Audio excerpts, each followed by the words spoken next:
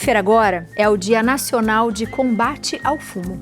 E segundo a Organização Mundial da Saúde, o tabagismo provoca anualmente a morte de 5 milhões de pessoas no mundo, o que corresponde a mais de 10 mil mortes por dia, sendo considerado a principal causa de morte evitável em todo o planeta. No Brasil, de acordo com o Instituto Nacional de Câncer, o INCA, estima-se que a cada ano 200 mil brasileiros morram precocemente devido às doenças originadas pelo tabagismo. Os dados são alarmantes, não é não? Por isso a importância da gente falar sempre sobre o combate ao fumo. E quem conversa com a gente sobre esse assunto é o pneumologista Dr. Rodrigo Santiago. Doutor, seja muito bem-vindo à nossa casa. Boa tarde, doutor. Olá, boa tarde, tudo bem? Tudo ótimo. Falei que a gente vai puxar a orelha do pessoal em casa, porque geralmente em casa tem alguém que ou fuma ou conhece alguém, né, doutor? Ou até já foi fumante. Exatamente. E ainda é muito isso, doutor? Ou o senhor acha que pelos atendimentos isso tem diminuído mais com a conscientização das pessoas? É uma pergunta de 2 respostas. Me conte, Bom, doutor. primeiramente é um prazer falar com vocês. Obrigada. Obrigado pelo convite, tá? Agradeço estar entrando na casa de vocês. É o seguinte, eu vou trazer até um número para vocês. Em 1990, 1/3 da população adulta fumava. Mais de 30%, é muita gente. É muita gente. E de jovens de 15 a 24 anos, 27,5%. Mais de 1/4 era fumante. Nossa, e aí, dentre as várias mazelas que a gente tem no nosso país, algumas coisas que funcionam bem é justamente, e sempre funcionam muito bem, política pública voltada contra o tabagismo. Né? Se a gente for lembrar, antigamente os festivais de música tinham nomes de cigarro. Exatamente. O nosso, um dos maiores ídolos que a gente já teve, o Ayrton Senna, na McLaren dele, tinha lá uma marca de cigarro. Exatamente. No aerofólio, né? E hoje em dia não tem mais isso, e o Brasil foi dos que mais diminuiu. Então, olha só, os jovens que eu falei que dava 27,5%, caiu em 2019, 27,5% em 1990, caiu para 7% em 2019. Olha isso. Bacana, né? Muito. Não, é muito legal. Só que aí entra, né? Infelizmente tem o mais, tem a segunda página, né? Cigarro eletrônico. Ai, doutor, que é uma praga. É uma praga e é onde tá pegando essa molecadinha mais jovem. E aí vem aumentando de 9%, 10%, vem aumentando isso aí. Então, respondendo depois dessa baita volta que eu dei, Mas foi ótimo. é o seguinte, os idosos ou as pessoas mais velhas pararam de fumar, grande parte delas, algumas infelizmente vieram a falecer, né? Mas grande parte delas parou de fumar e vem no consultório sim para tratar algum problema que o cigarro deixou para ela. Fibrose pulmonar, DPOC, que é o enfisema pulmonar, que é doença pulmonar obstrutiva crônica. Normal, né? Mas doença pulmonar dos pulmões, crônica porque foram décadas de cigarro, e obstrutivo porque obstrui os brônquios, que são os canudinhos que levam o ar, e aí dá falta de ar, chiado de peito, tosse, cansaço, infecções. Então são algumas doenças que o cigarro levou a essas pessoas, além de câncer, né? Então eles vão para acompanhar, ou às vezes até para tentar parar de fumar. Mas os jovens, a galerinha, eu tenho 41 anos, eu costumo falar que a última geração de cigarro convencional foi por volta dos 30. Que mais novo que isso, você não vê o pessoal mais novo fumando cigarro convencional. Aí você começa a ver as pessoas usando aqueles pendrives, né? Ou aqueles que são minimalistas, parece uma canetinha, ou até aqueles que tem botão touch, que tem luzinha. E aí que é a armadilha, que eles estão tudo caindo naquela armadilha que os nossos avós, nossos pais caíram lá atrás e tanto sofreram para parar de fumar. Uau, doutor, a gente vai falar, já vai puxar bastante orelha sobre isso, mas como é que a gente consegue identificar um pulmão de um fumante? Vamos lá, a gente respira sem nem perceber, na verdade, e assim tem que ser. Quando percebe que começa a tossir, ou tem aquele pigarro, né? A gente tá falando da santa receita, tantas receitas maravilhosas do chefe Léo, eu vou falar de catarro aqui, é complicado, Mas né? não tem problema, doutor, a gente tem que puxar a orelha mesmo. Mas tem que falar, né? E aí, principalmente aquela pessoa que acorda de manhã com aquele pigarro. Então, pessoas que têm sintomas respiratórios, que tem tosse direto, tem falta de ar direto, aí a gente tem que saber conversar com a pessoa. Às vezes a pessoa fala que tem falta de ar, mas não tem cansaço. Ou às vezes a pessoa fala que tem cansaço, mas não tem falta de ar. Não tem nada disso não, eu só fico um intolerante para subir uma escada. É tudo a mesma coisa pra gente, a gente tem que saber chegar nesse diagnóstico. E aí é uma grande dificuldade a gente chegar nesse diagnóstico, principalmente do enfisema pulmonar, que é o DPOC, porque geralmente é pessoa de mais idade. E aí eles acham que estão mais cansados, ou que o fôlego não tá tão bom. Por causa da idade. Exato. Porque tá mais velho, ou porque tá obeso, ou porque tá sedentário, e nunca pensa no pulmão. E aí é uma falha até da classe médica. A gente dá muita aula, nós como pneumologistas, porque a nossa especialidade não tem tantos especialistas como, por exemplo, cardiologista, geriatra, os clínicos gerais, os generalistas, né? Então a gente tem que até ajudar a ensinar a fazer diagnóstico desse paciente, porque senão passa batido. E é uma pena, porque hoje em dia a gente tem tanto tratamento tão bom, e melhor ainda, falando de mazelas do país, mas uma coisa boa, medicação de consultório particular, entre aspas, por DPOC, está no SUS. Basta a gente fazer diagnóstico desse paciente. Então a gente precisa chegar nesse paciente. Como que é o pulmão dele? É um pulmão que não respira direito, que a capacidade pulmonar está ruim, que ele tem o fôlego ruim para fazer as coisas, que está direto com infecção, que está direto no pronto-socorro, está direto tomando antibiótico, está direto tomando corticoide, muitas vezes desnecessário. Tem aquela tosse crônica, fala, tô sempre gripado. Não existe estar sempre gripado. Tive 10 pneumonias. Se tivesse tido 3, 4, eu teria morrido. Então aí entram alguns diagnósticos errados. E a gente vê no macroscópio, que a gente fala, né, o pulmão mais preto, mais escuro, de tanta nicotina, de tanta fumaça, e o pulmão deveria ser rosinha. Clarinho. Né? Clarinho. Né? Doutor, mesmo do mais velho. Então o cigarro também faz isso. E tem muita gente que fala assim, eu fumei a vida inteira, né? E agora que me veio uma doença, depois que eu parei de fumar. Exato, e depois aí, que eu doutor, parei. o que a gente fala para essas pessoas? Mas uma hora ia vir, né? Uma hora a conta chega. Então, assim, a gente tem que sempre falar para as pessoas pararem de fumar. A gente tem que mostrar o benefício que é parar de fumar. Tanto da parte cardiovascular, porque está muito relacionado a infarto, está muito relacionado a derrame cerebral.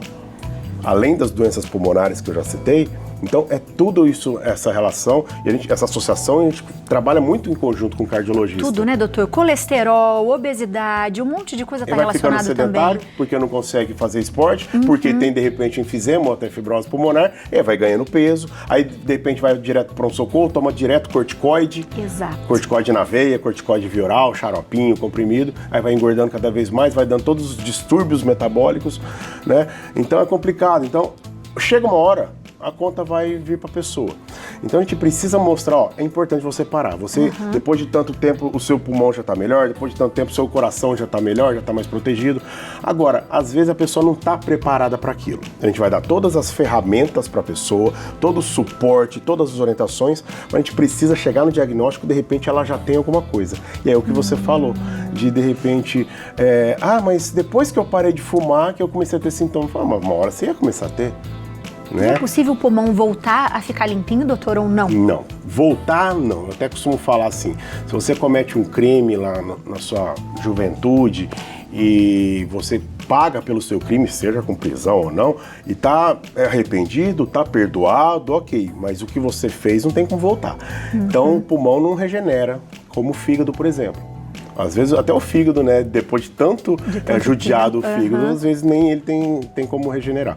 Pulmão, quando você já tem algumas destruições dos alvéolos, causa enfisema, isso não tem muito como voltar. Mas os brônquios, que eu falei que são os canudinhos, eles inflamados, hoje em dia a gente tem medicação tão boa, e aí entra a importância de fazer o diagnóstico precoce. Exato. E aí a gente tem medicação tão boa que a gente consegue melhorar muito a qualidade de vida desse paciente, e a depender, claro, da genética de cada um, do tempo de cigarro, de estar fazendo fisioterapia respiratória, exercícios físicos, academia, de estar bem vacinado, que se protege contra as infecções.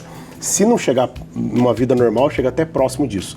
Teve uma participação que eu tive na televisão também, faz uns 10 anos, e eu falei, voltar ao normal não volta, né? Porque foi fumante, o asmático sim, mas hoje, com as medicações tão boas e modernas que a gente tem, fazendo diagnóstico precoce, a gente consegue melhorar demais a qualidade de vida. Então, uma dica que a gente sempre dá, o paciente foi fumante, procura um pneumologista. Ele não tem como saber que os 10 anos que ele fumou não vão fazer diferença, ou se o fôlego dele que está ruim é por conta de estar mais velho, por conta de estar acima do peso. Às vezes ele nem percebe isso. E tabagismo passivo também. A pessoa que conviveu a vida inteira com o marido, com a esposa, com o pai, com a mãe, e tem algum problema respiratório. pode ter uma chance de ter fibrose, pode ter uma chance de ter enfisema, DPLC ou até asma, né? Então, é muito importante procurar especialista para fazer a investigação. Estou falando dessas doenças que te trazem sintomas, né? Que você pode entrar com tratamento e melhorar muito o seu dia a dia, a sua qualidade de vida e também diminuir a mortalidade. Boa, doutora, a gente tem um depoimento do seu Sebastião aqui, vamos assistir? Vamos lá. Com certeza. Comecei a fumar, eu tinha 11 anos de idade. Fumei até os 47 anos. Fumei 36 anos. Mas depois eu comecei dos 36 que eu parei de fumar, com os 47 anos. Depois dos 18 anos que eu tinha largado de fumar, começou a me parecer um problema pulmonar. Aí eu tive problema pulmonar, que é efisema. É o que é o resultado do cigarro. Hoje, a sequela que eu estou pagando no momento. Eu uso 24 horas de oxigênio por dia. 24 horas de oxigênio devido à infecção pulmonar que eu peguei do tabagismo que eu fui. Eu fui o tabagismo, eu fumava mais de 70 cigarros por dia. Fumava 3 maços e meio por dia. Então hoje o que eu tenho a aconselhar aos amigos, às minhas coleguinhas, amigas, que não fume, que não pegue esse vício, porque é duro. Ele pegou esse vício para largar é difícil, foi o que aconteceu comigo. Mas eu tive que fazer esse sacrifício. Larguei de fumar no dia 22 de agosto de 1989, às 18 horas e 55 minutos, quando eu estava dando entrada no hospital para operar da úlcera. Então eu falei, não fumo mais e não fumei mais até hoje, graças a Deus, sem precisar uso de remédio nenhum. Seu Sebastião é incrível, porque ele conta uma história que vai provavelmente conscientizar você da sua casa, mas olha como foi importante essa decisão e como deve ter sido desafiadora para ele lembrar a hora, o dia exato, né, doutor? É muito bacana ver o paciente que mesmo com uma doença avançada, mesmo com uma doença que a gente chama de muito grave, quando o DPLC está na fase de usar oxigênio, a gente tem um leve, moderado, grave e muito grave. Mesmo assim, ele está tão grato ao que a gente está conseguindo.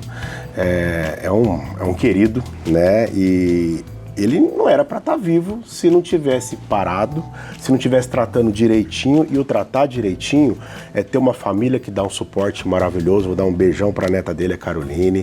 Já conheci os filhos também, a esposa. O pessoal que faz tudo bonitinho. Ele faz a fisioterapia respiratória bonitinho. Legal. As vacinações em dia. Parou de fumar. Então, mas, chegar a esse ponto, tem muita questão da genética das pessoas. Às vezes tem pessoa que fumou esse tudo de cigarro e não chegou ao ponto dele. Cada um vai ter uma resposta diferente às vezes. Claro que quem fuma mais tem mais chance de ter mais comprometimento. Agora, essa questão de, mesmo usando oxigênio, o quão ele melhorou, e o quão importante ele acha dar esse recado para todos nós. E aí eu volto a dizer, quem ainda fuma o cigarro convencional, que é uma faixa mais da nossa idade para mais velho, nunca é tarde para parar. Nunca é tarde para parar. Eu costumo falar assim, depende da pessoa. Nunca é falta de vergonha na cara, não é. É um vício, é uma doença. A pessoa fica dependente da nicotina. A gente tem que levar isso a sério, mas precisa sim de muita força de vontade. No caso, o seu Sebastião falou que acabou não usando medicação, acabou não precisando e parou e fez até aniversário, né? Que foi em agosto de 89, né? A parada dele. É verdade. Né? Agora, a gente tem que saber que não é nenhum demérito se a pessoa precisar de psicologia, no acompanhamento multidisciplinar, se precisar de medicação para ajudar, se precisar de adesivo, ou se parar na raça, como a gente fala. Tá valendo, tudo tá valendo. A ordem dos fatores não vai alterar o produto. O importante é conseguir parar, mas a pessoa tem que querer. Não adianta eu chegar e prescrever uma medicação e jogar a goela abaixo da pessoa se ela não estiver preparada para esse sofrimento. Sim, não vou negar, é um sofrimento, mas pode sofrer menos, fazendo toda uma estrutura de tratamento, toda essa ajuda, esse auxílio, inclusive medicamentoso quando precisa. Boa. Perguntinha de WhatsApp, doutor. Vamos lá. Perguntinha pro doutor, vamos ver aqui, ó, da Sandra. Fui fumante por 40 anos e deixei de fumar há 16. Só tenho uma tosse seca e o médico me disse que é refluxo. Já fiz vários exames do pulmão e não apresentam nada. É possível isso? Obrigado, Sandra, pela pergunta, viu? Ótima pergunta e vai servir para a gente dar um alerta para as pessoas também, tá? Possível é. Tudo é possível. Na medicina, no ser humano, tudo é possível. Só que é o seguinte, 40 anos de cigarro é pouco provável que não tenha nenhum comprometimento pulmonar.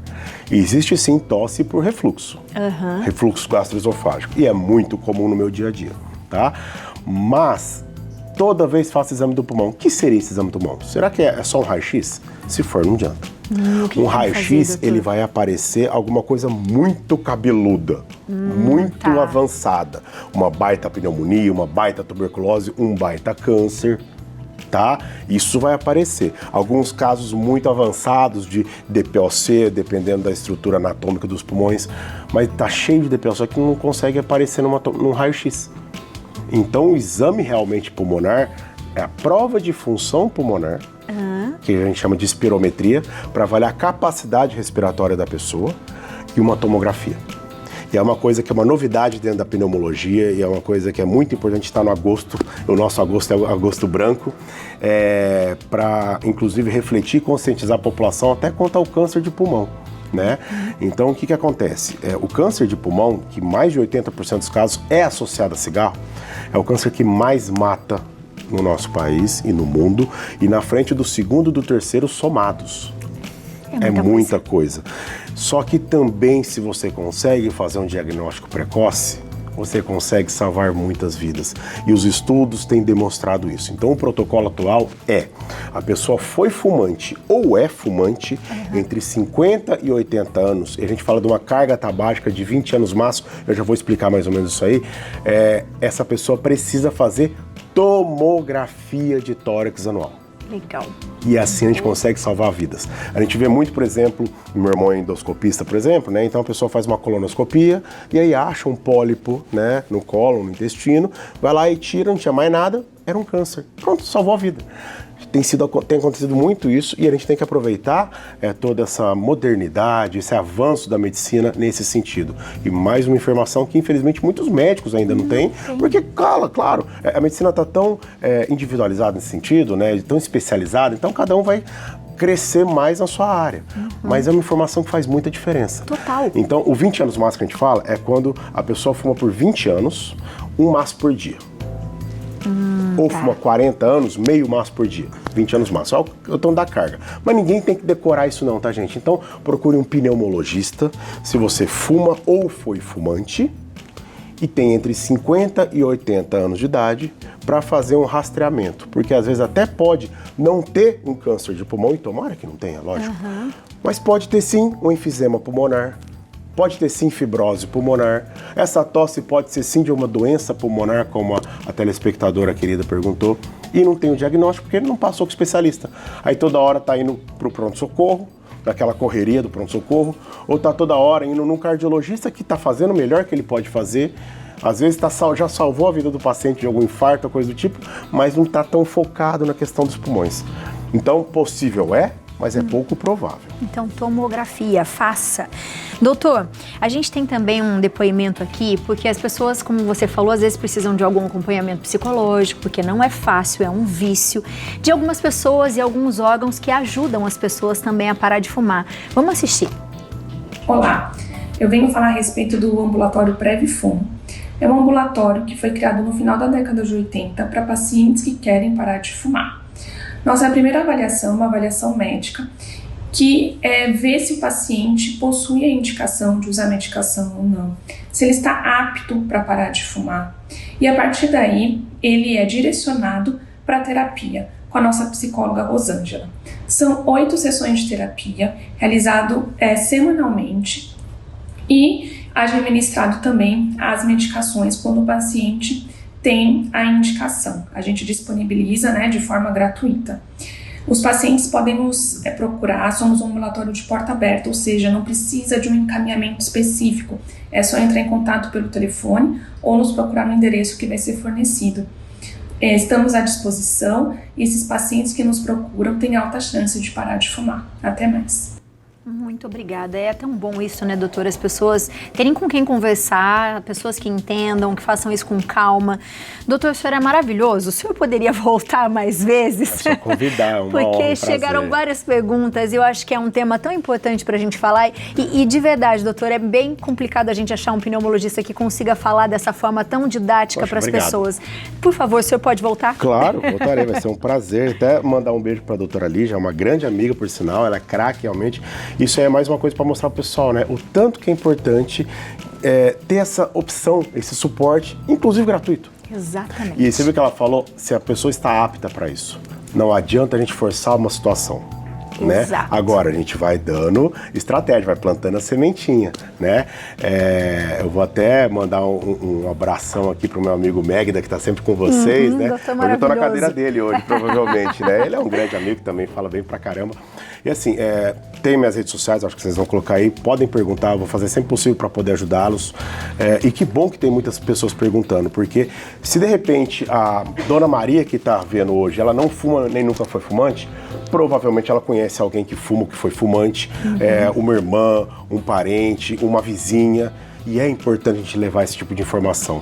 A gente não vai conseguir levar para todos os médicos, mas quem sabe a gente consegue levar para as pessoas também e as pessoas saberem onde procurar ajuda. Porque quando tem amor, às vezes fica um pouco mais fácil, né, Sem doutor?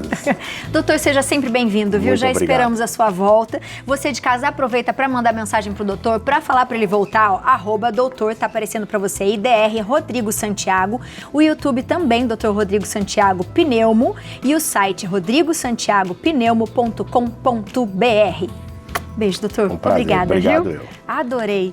Que maravilha, né? Você viu, ó, você levou uma bronca, mas foi devagar, foi didático, né? E na verdade não é uma bronca, eu acho que quando a gente gosta de alguém, isso é um ato de amor, né? A gente fala assim, olha, toma cuidado, olha o que pode acontecer com você, vamos tentar a família ajudar, né? Isso faz toda a diferença, porque a gente sabe que é difícil, né, Léo?